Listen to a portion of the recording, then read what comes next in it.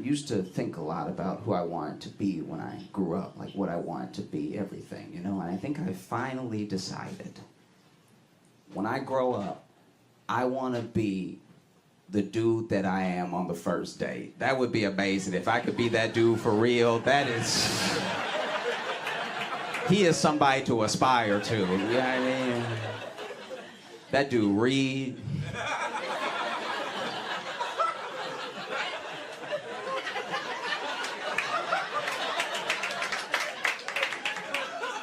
He pulled chairs out for people. I don't even pull out the chair for myself. I actually stick my leg under the table and drag the chair out like an animal and then sit down in it.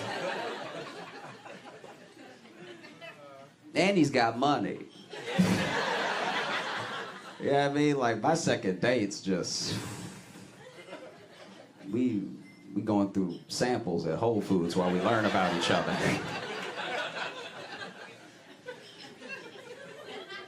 Hey, thanks so much for watching. Please like and subscribe, hit the notification bell, and tell a friend. That would be a huge help if you tell people about it.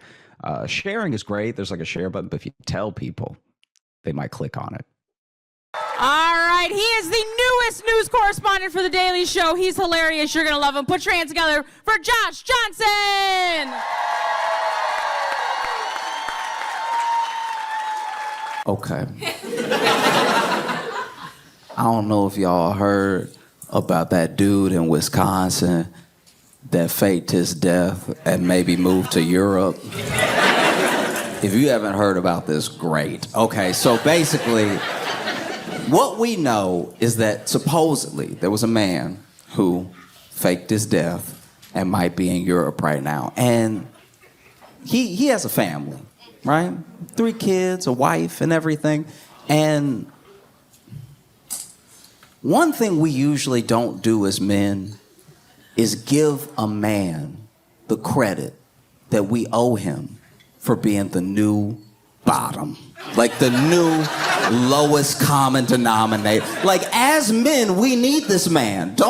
We need him, all right? You know, anytime you mess up as a man, when there's a man near you who has messed up worse, you'd be like, hey, I could be that guy. You know, next time you forget a birthday or something, be like, baby, look, I'm sorry I messed up, but you know what I didn't do is fake my death and move to Europe. Some people do that. I love you, and I would never. If I die, it'll be for real. I'm a good man. When I die, it will be of an ulcer or something. You know what I mean? Something where you've really held the pain in, didn't talk to anybody, didn't try to do anything about it. You know, real man stuff. I'm gonna do what men are supposed to do. I'm gonna support this family, not go to therapy, hold it all in.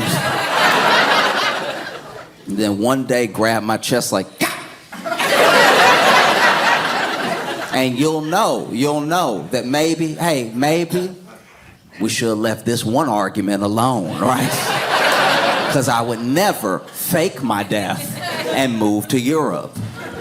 I've done plenty of things, plenty of dumb things. Sometimes I'm just like having a good day, not really paying attention, and then you come in and you haven't had a good day. So you're telling me all the things that happened in your day that were not good. And instead of listening, I'm just sort of nodding, right? I'm just sort of nodding and being like, Different versions of like tasting something when you're telling me a story. And then you catch on that I'm not listening. So you ask me, what did I just say? And then I say,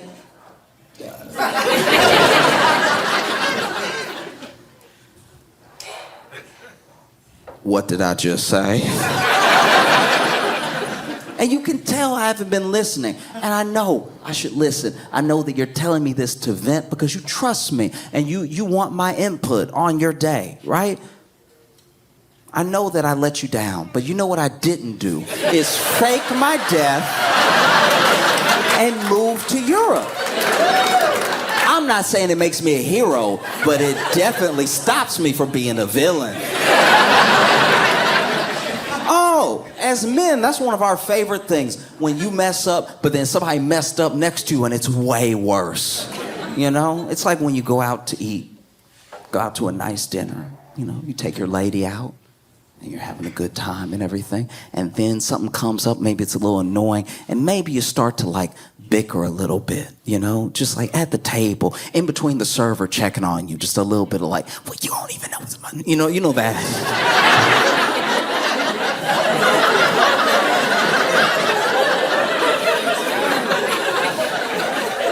Oh yeah, you know that good whispering. You know that.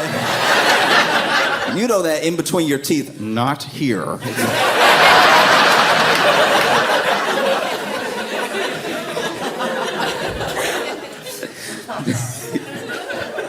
You know, you got both on edge and everything, so you in between the teeth, and she's over here saying everything, but just at that level of like half miming, half voicing, just like, I'm just trying to keep things together, okay? I'm just trying to keep the whole family together.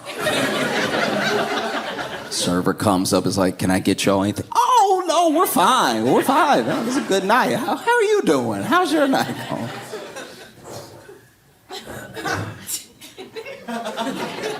And it's tough, you know, because you'll be in the moment just bickering. And then out of nowhere, a couple next to you, the next table over, that haven't been bickering, the couple that you look at like, why can't we be like them? She stands up and she throws wine in his face. And she's like, what do you mean your mistress is pregnant? And now all of a sudden you're like, I'm pretty good, right? Like I'm a pretty good guy? Huh? Can you give me that? That I didn't do all that? Like, you got the white wine, you wouldn't have even stained my shirt. Like, I would never put you through that, what those strangers are going through right now. And so it's good. It's good to have a new low as a man.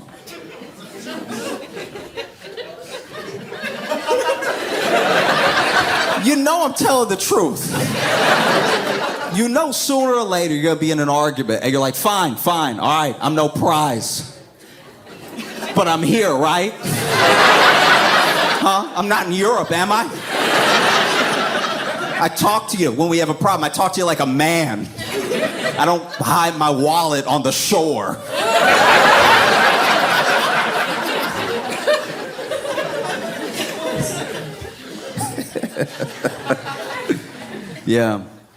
Yeah, this guy apparently faked his death and moved to Europe. And like, there's a lot of layers here. There's a lot of things to unpack, because let's also not pretend that there's never a reason to fake your death. All right, before we pass full judgment, I'm not saying this dude isn't a piece of shit for doing what he did. I'm saying that, like, there are reasons in life to fake your death. I'll go over some of them right now. Y'all look like you don't believe me. That's fine. Okay, back in the day, when I was in Chicago, I was hanging out with some friends. This is like about 5, 6 of us, right? And one of my friends, we're all in our, like, early 20s, by the way. One of our friends bought a yo-yo. And like gentlemen, none of us mentioned it. None of us were like, we are out here trying to get the ladies and you brought a yo-yo. You bringing the whole vibe down. And he brought his yo-yo and he was doing all the tricks. You know what I mean? You know, making it sleep and then popping it back up like a superpower. You know what I'm talking about? Those like...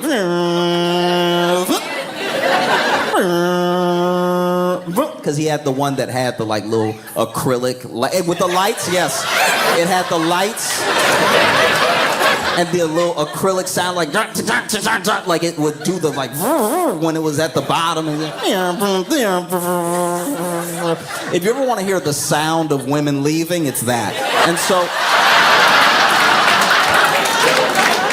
And so he's like, and then he was doing around the world, and he was doing all the like walk the dogs and stuff like that. He was really good if you were 15. And so then, you know, he finally does one.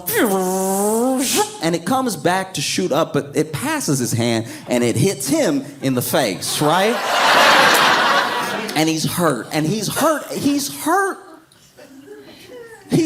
Okay, you ever been hurt so bad that you couldn't make noise? It hit him, right? And instead of even screaming, he just was like, oh.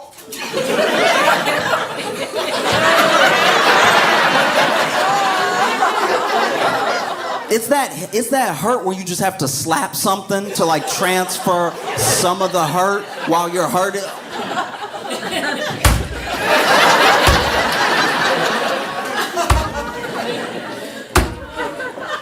It didn't hit him and fly. It's in his mouth, by the way. Like it's stuck. We're still looking at it. He didn't move it. It's where his mouth should be. It's just a yo-yo, and he's like.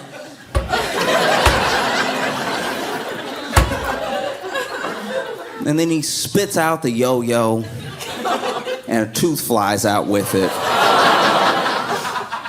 And if he had faked his death, I would get it. If he was like, I need to start over from here, I would understand. Like, I really do get it, how people get to that place where they gotta fake their own death, because this was very hurtful and embarrassing.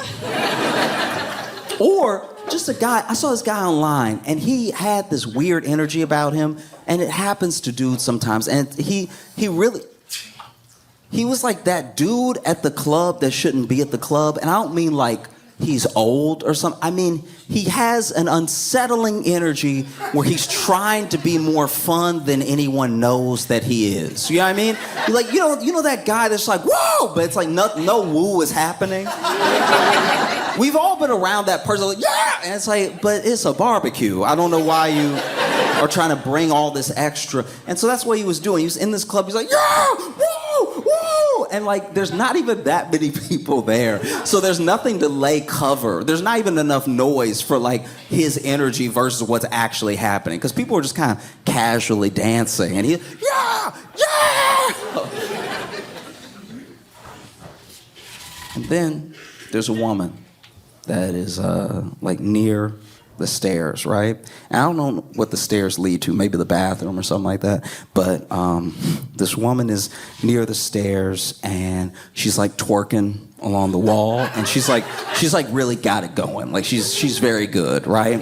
And then this guy walks up, and he's like, yeah, and he like slaps her ass a couple times, and then starts doing this and everything, and then goes to go down the stairs. But then, right as he goes to go down the stairs, his feet give up. His feet decide that they don't want to be a part of him, right?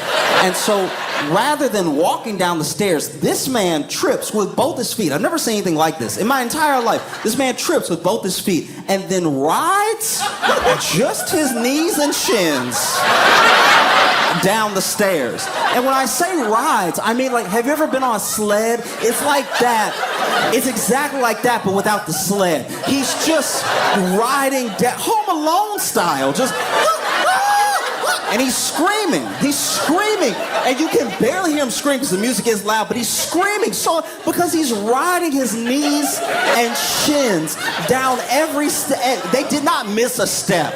Every knee hit every stair, and his shins hit all of the stairs. And so he's like,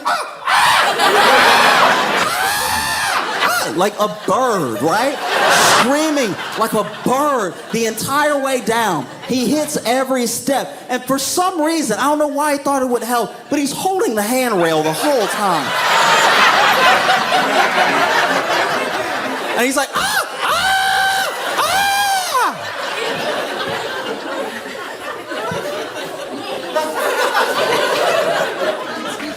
And if that guy faked his death, you would get it. You would be like, yeah, you gotta start over. You gotta start, I would say move to a place that doesn't even have music. Like, you gotta do some different things. Move to a plateau. That's the type of... Don't even have any elevation where you live, because what if you have to go upstairs again? We don't know if you'll make it down. When I was when I was growing up, I knew a kid who was dating someone for a long time. They started dating young, right? And it was very sweet. And it was in the same, how do you put this? It was in the same way that, like, you hear grandparents tell stories about falling in love, is how he fell in love. Because he said early on, I'm gonna marry this girl, right? And he had to have been like 18, something like that. I'm gonna marry this girl. He said it early, right? And he did the thing that we look at as like the most romantic thing possible, buys a ring within a year, but doesn't do anything with, you know, waits years. I bought the ring when I was 19. We're dating, we're 23. I bought the ring years ago because I was sure, I know, right? And, you know, they have their little fights and stuff like that. They have little spats and stuff. But then one day he decides, like, yeah, this is it. And he takes her on a trip, right? And they go on a trip that's like kind of the woods. I don't know. They rented a cabin. But they have their little fights on the way and everything. And overall, it's a nice time, you know?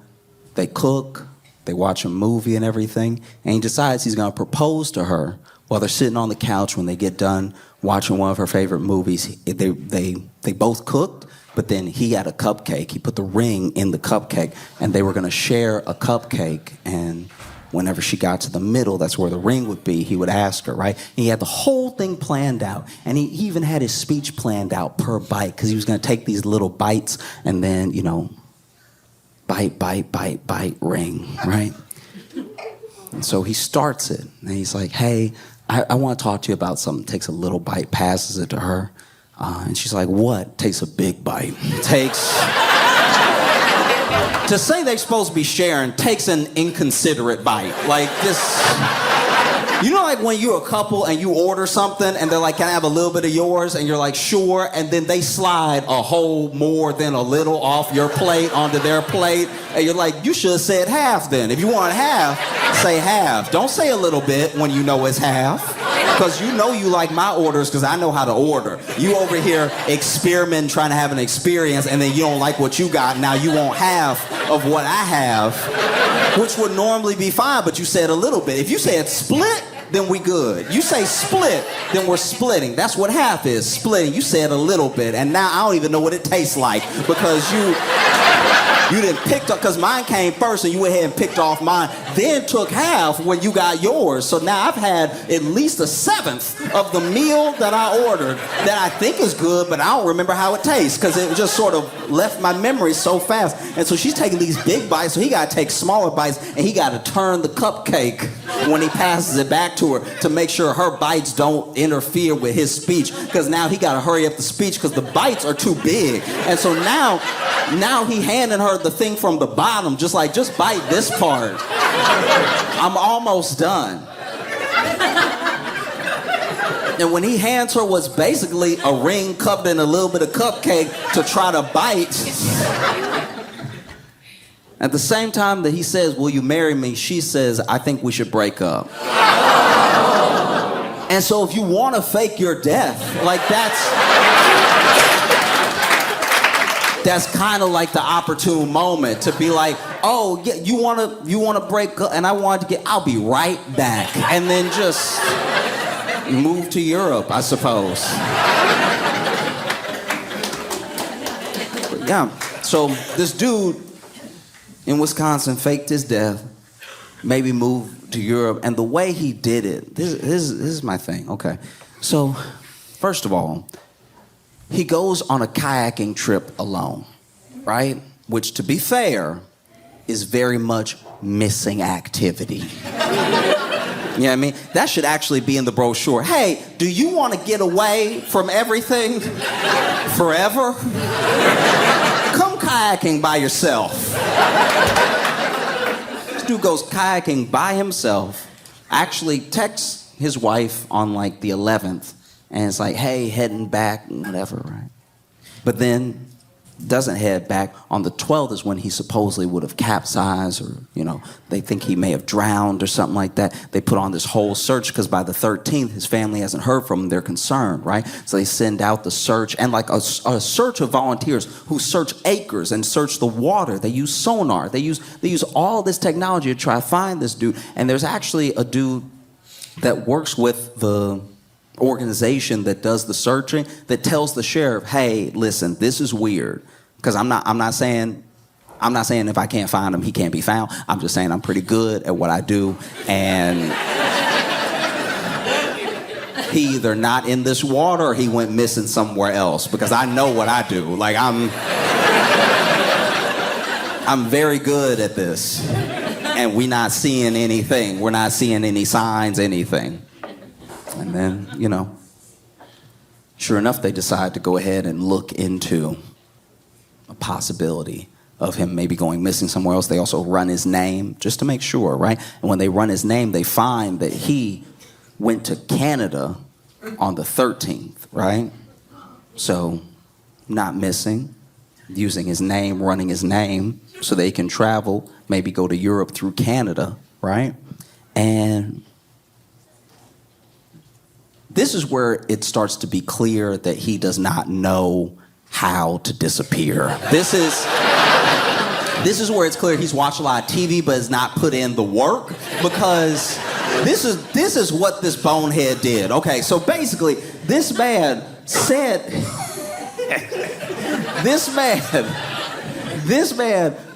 that his passport was lost, because his passport's at home, right? Because I've disappeared, I'm missing, I might have died, right? But his passport is at home. What he did was he just put in for a new passport so that he'd have a passport to leave behind and to use. The only problem is that when they run your name, it's still you.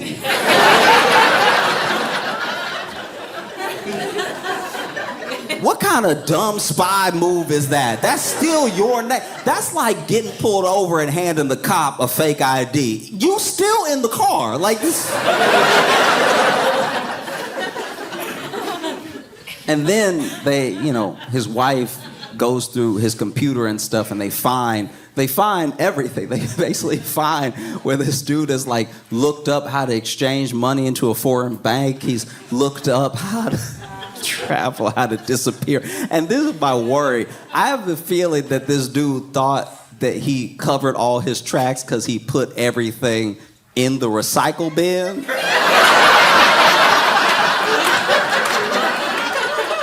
And then left it there. Like that, I genuinely think that's what happened. I think this dude was just moving files like, and they'll never catch me. I'm a mastermind.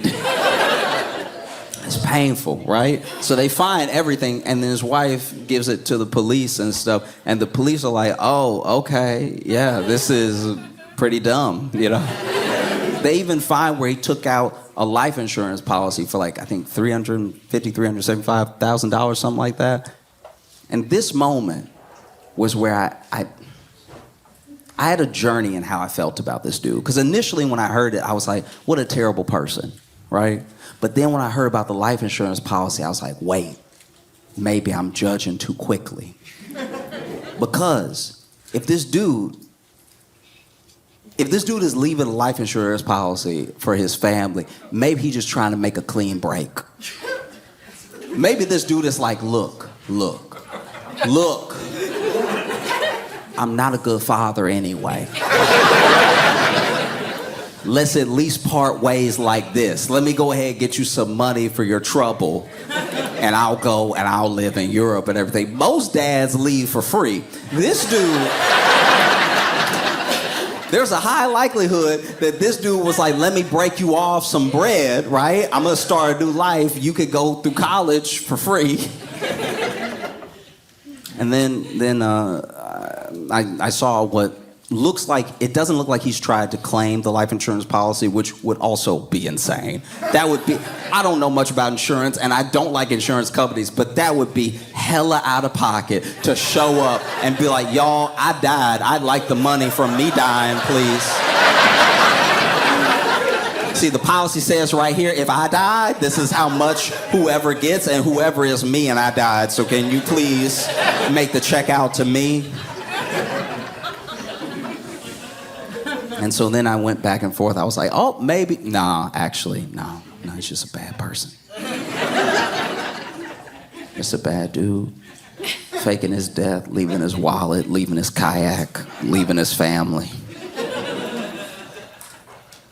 And then they find that apparently he's been talking to someone. He didn't just try to leave. Because that's another thing. When I thought he was just trying to leave, I was like, okay. It's not how you handle it. But some people, you know, they have an episode. They're like, I need to get away. I don't know how, you know. But then when I found out, like his family found out, that he left to be with some lover in Uzbekistan.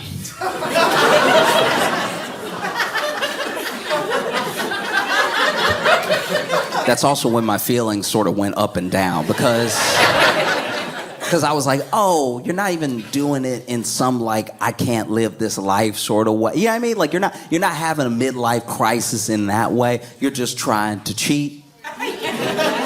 All right, no, I can't get down with this. But a part of me momentarily did feel bad for him because I was like, wait, you met a woman in Uzbekistan. Oh, he's never been catfished before.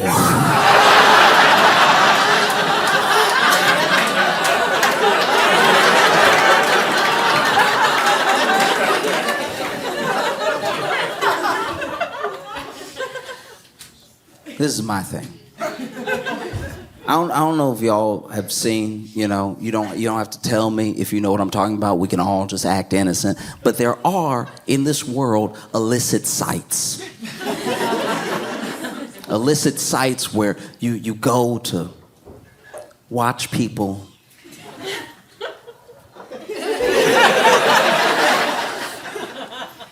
the beast with two backs. And then in these sites are ads for local singles in your area. Or even better, ads for very willing women who would love to marry you in Russia and Uzbekistan. I think my man may have fallen for one of these ads. That or he's been watching too much 90 Day Fiance because like I feel like, come on now, how well do you know this person? And so now you faked your death to go to Europe to be with someone who might not even be real. That's wild. You gonna blow up your whole life for some text messages? I mean, really, how good are those texts? You know what I mean? No one found a picture. No one knows what this person looks like. They just know that, like, someone enticed him in some bad English. And now he's headed over there. And I don't know. I feel like you clearly have to be in a bad place to do something like this. You have a family, you know what I mean? You have people that depend on you, and you're about to throw it all away to go to a place I'm sure you can't spell. Because never forget, this man is an American. That's also what you have to keep in mind here. He over here trying to travel as an American, try to get help in English and stuff. People in Romania speaking Romanian. He doesn't understand it. He's like, I just need to get to Uzbekistan. Do you know how to go left in Europe? Now he gets over there. Who knows what life is waiting for him, you know? I'd like to think that this woman in Uzbekistan really does exist. And she's mad as hell right now. She's like, no, we were supposed to go to America. Are you serious? You can't live with me.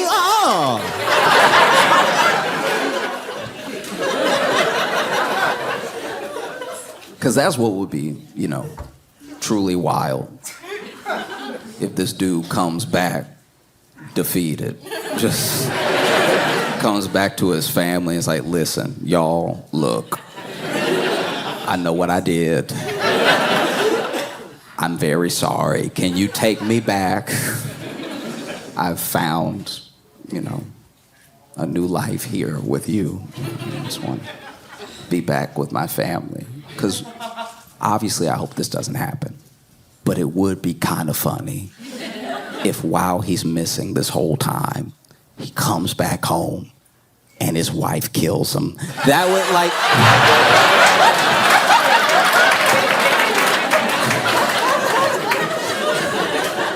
that'd be crazy. This dude show back up at his doorstep and his wife already got the shotgun and everything. He's like, baby, no. He's like, baby, I don't talk to ghosts.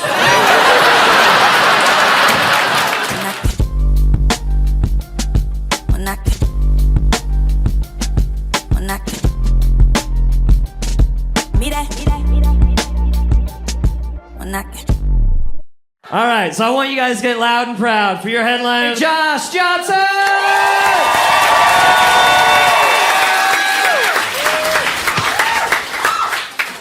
Sometimes you hear things that stick with you forever, right? Like one of the things that I heard in school was it was one of Newton's laws. It's an equal but opposite reaction, right? And so it's like a law of physics, but it's also a law of people to a certain degree. Except we don't agree on what equal is. Do you know what I mean? Like if somebody does you dirty and then you want revenge, whenever you feel satisfied, your friends, your family might look at you like you crazy. Like you're like, oh, you didn't have to do all that, right?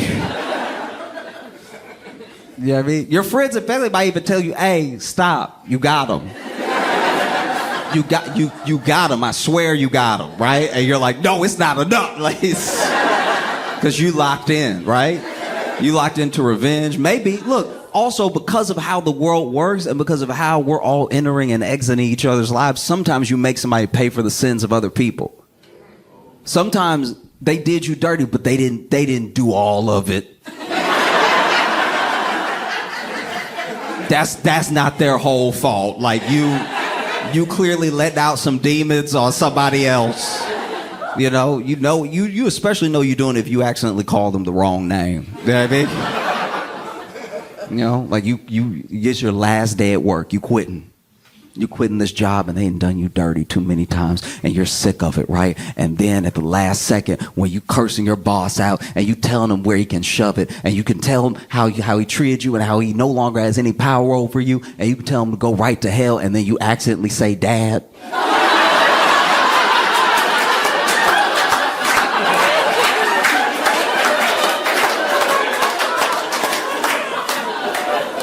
And then both y'all have to sit with that for a second, like.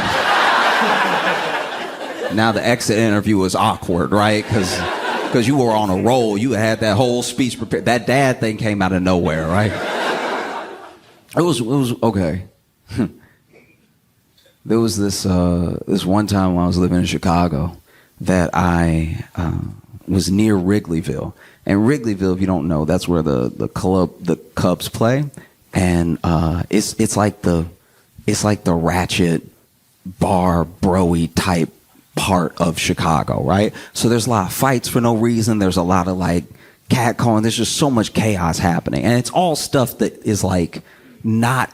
It doesn't faze you as much when you're like in your early 20s, right? You're just like, oh, I'm out where the party is. And I think if you go back there at like 30, you'll be like, ooh. Everyone here should call their mom. Everybody here. But while I was out there, there was this guy that was walking and he was drunk. He had that like.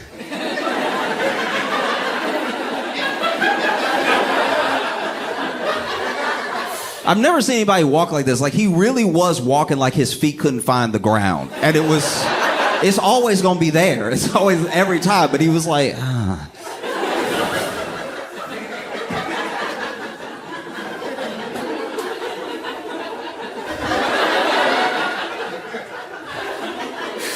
And I couldn't believe he wasn't falling. He was staying upright and everything.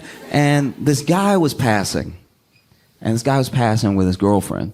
And the drunk guy, as they pass him, he clocks the girlfriend, and he just casually, like, spins on a heel and slaps her ass, right? Yeah, so she notices.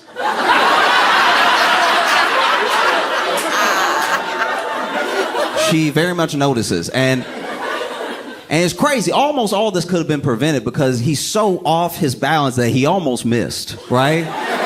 He almost had a very different night. And so basically he slaps her ass, and then she turns around, and then her boyfriend turns around. Now, he has not withdrawn his hand fast enough for the boyfriend to not know what just happened, right? So then he turns around, and this guy is like, the drunk guy is bigger than the guy whose girlfriend just got her ass slapped. So even though that dude goes like toe to toe with him in the next moment, I was still worried about the little guy because the little guy was little, right? And even in his drunken state, he's still like aware enough to know he was big enough to be an asshole, right? Because instead of apologizing or anything like that, he's like, "What you gonna do, little man? What you gonna do?" Right? And he didn't say it like that. He was like, "What's he gonna do, little man? What you gonna do, little man? What you gonna do, little man? Huh? Ain't nobody. What you gonna do, little man?" And little dude wasn't little for long. Because he popped that dude square in the mouth. And then big dude finally found the ground, right?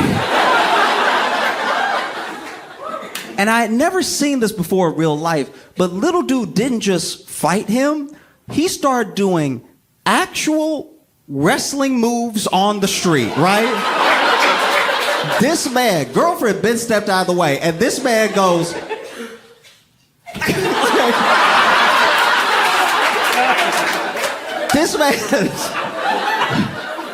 This man went like, this dude was going off, right? And it got to the point where even as a bystander, I was like, I think you got him. I think you got him. Because the big dude is not getting up at a certain point. He tried to get up the first time, and him trying to get up was hilarious because, okay, so let me see if I can do it. So he over here like this, right? So he on the ground. And then he tries to like, because he's so drunk, he doesn't know he on the ground, so he tries to walk up.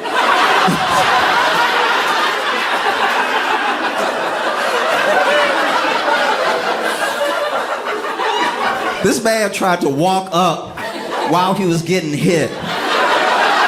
He was getting hit in his face, and he was like, what is stopping me? It's crazy. What's happening? And then he really tries to like walk up, and then he finds the ground with his hand, and then he goes, "You gonna stop hitting me in my damn face?" And then when he said that, the dude uppercut him, and he went flat back down, right? And then the beating did turn a little bit too much into dancing, right? Like then the beating, because then he started to do stuff that was not even wrestling moves anymore. He was just like, pow! To the point where even his girl was like, "Hey, you got him." But you could tell, you could see it on his face that something deeper was bothering him than just this moment, right? Because if you're not, and I'm speaking on the behalf of men who are not big, right? If you are not a big man, you've probably been punked a couple times in your life, right? Or at least someone tried to punk you because they didn't know they shouldn't try you, right? And so then that stuff starts to well up, and then out of nowhere, you finally have a righteous opportunity to exercise all of that anger, so then you let loose. And when you don't stop, people are like, damn.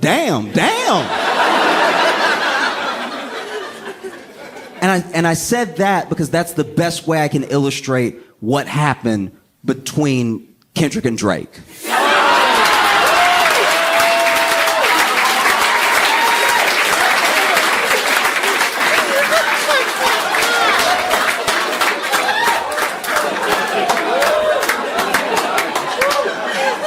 Because Drake makes his little like club beats and he does his little, and he's a good rapper. Don't get me wrong, he's a good rapper, but he makes his little like get drunk to this type songs, dance and everything. And then he was calling out Whitney, Kendrick's wife, because that's what he likes to do. He likes to attack rappers by their wife. If you look through his catalog, he does it every time.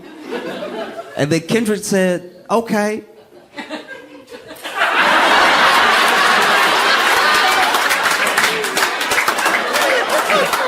I promise you, nothing but sweet chin music. I'm ready. All right? Because I think in order to understand, I really don't think people get it. In order to understand how important and powerful that pop-out concert was, you have to understand Nipsey Hussle.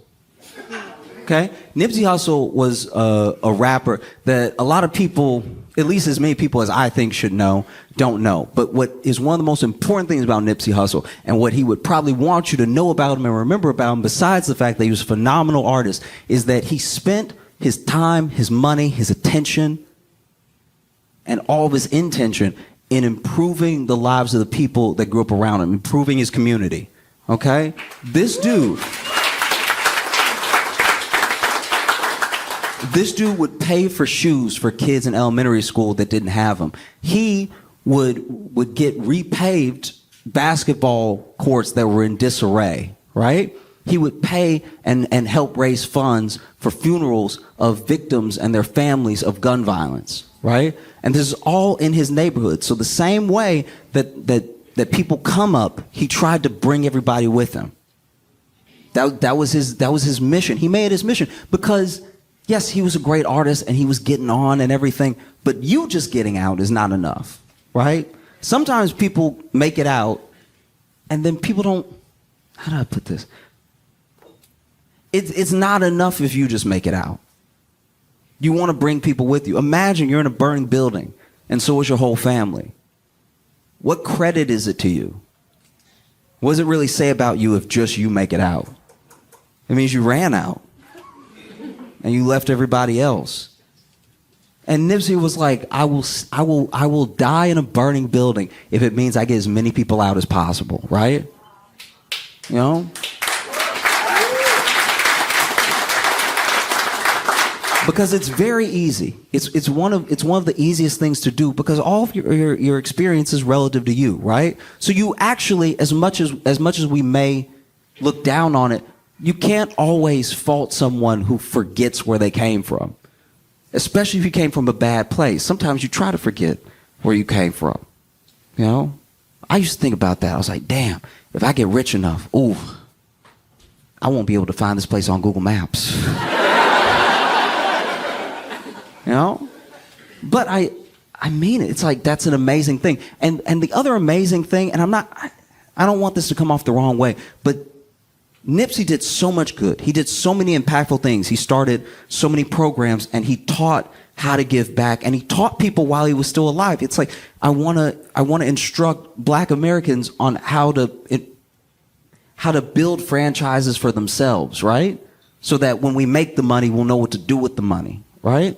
And he did all this with what I would consider very little money. Because yes, he was a big artist, and yes, he was a millionaire. But when he passed, when he was murdered, his net worth was about $8 million.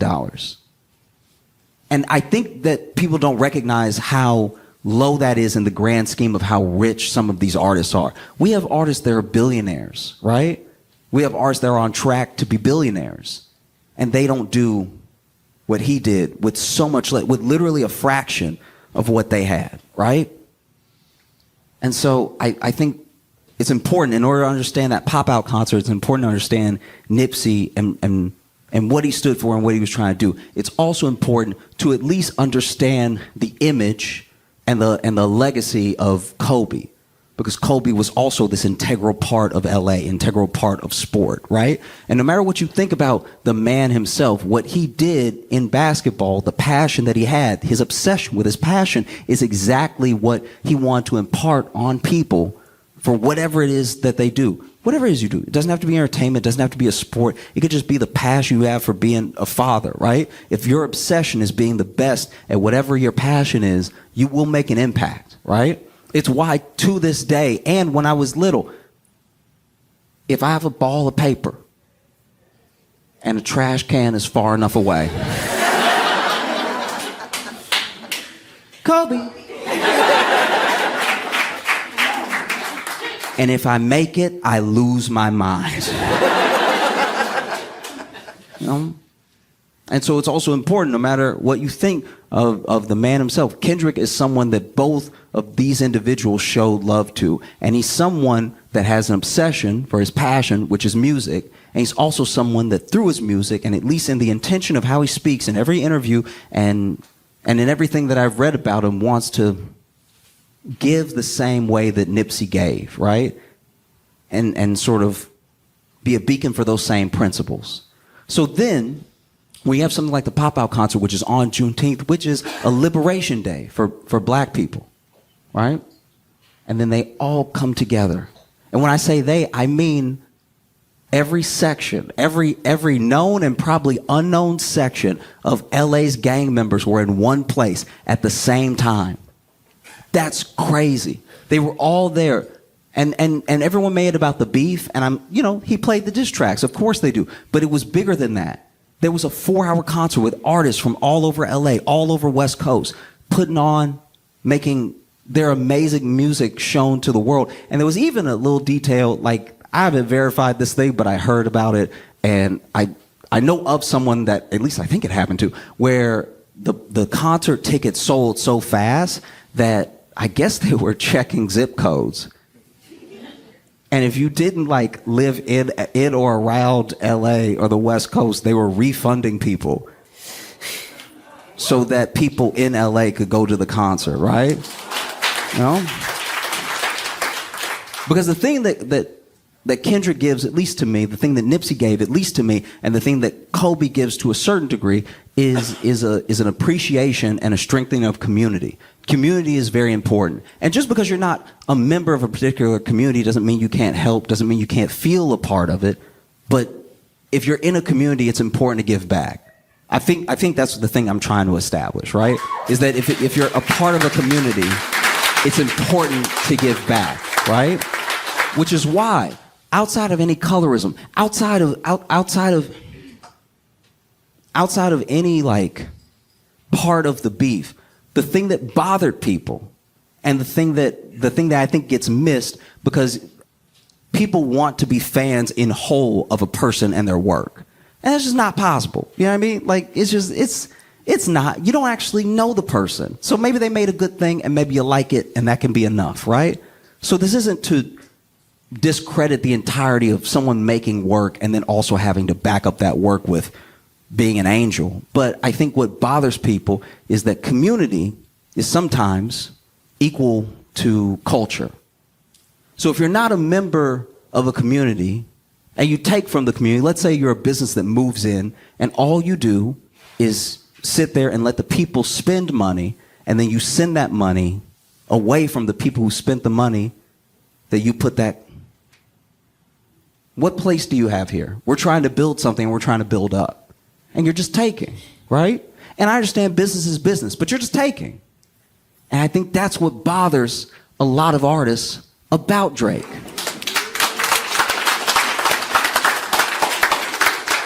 It's not that he's light skinned, whatever.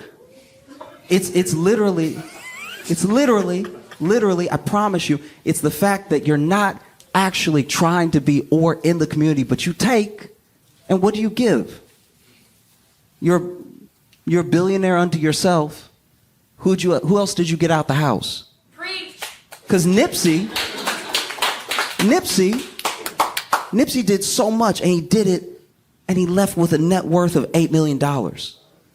How many hundreds of millions? How many hundreds of millions does Drake have? And I'm not telling anybody how to spend their money. I'm just saying that when we look at who's doing what and when they're doing it, you got a lot left. So when you have a concert like that, right? When you have a concert that's a day of liberation and you've grabbed all of these different sections out of LA. Like, you gotta understand what it is for some of these people to be in the same room. By any other metric of any other time, they would be in the streets killing each other. And now they're all inside in one place right now, right? So I think that's what got so many people so emotional about that moment when they were all on stage together dancing together, dancing the way. And I understand that there are lots of black people who don't have the take that I have about it, that think that any mention or any semblance of gang culture shouldn't be equated to any part of blackness. And I understand that, but I'm saying we are where we are, right? Those are black people. And yes, they've been in situations and they've been in conditions where they are gang members. But if you have a day like the pop-out concert, and you have another day like the pop-out concert, you have another day like the pop-out concert, all of a sudden, all this stuff, it just disintegrates. Do you know what I mean? It's all about a future, right? You had more gang members than any of, we do not know how many gang members were on that stage, but they were all dancing together. And sure, it was to call Drake a pedophile. I understand that. I understand. But they had to dance to something, right? And so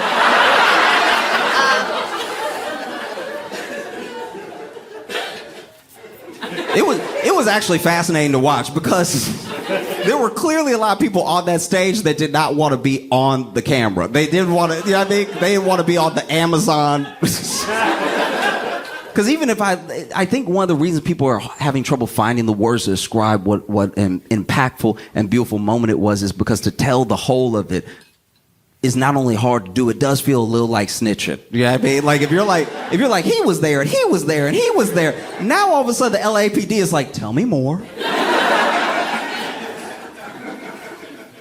You know? And so maybe for the good of unity, the good of the community, maybe even the good of the culture, maybe Drake should try one more time. Maybe he should.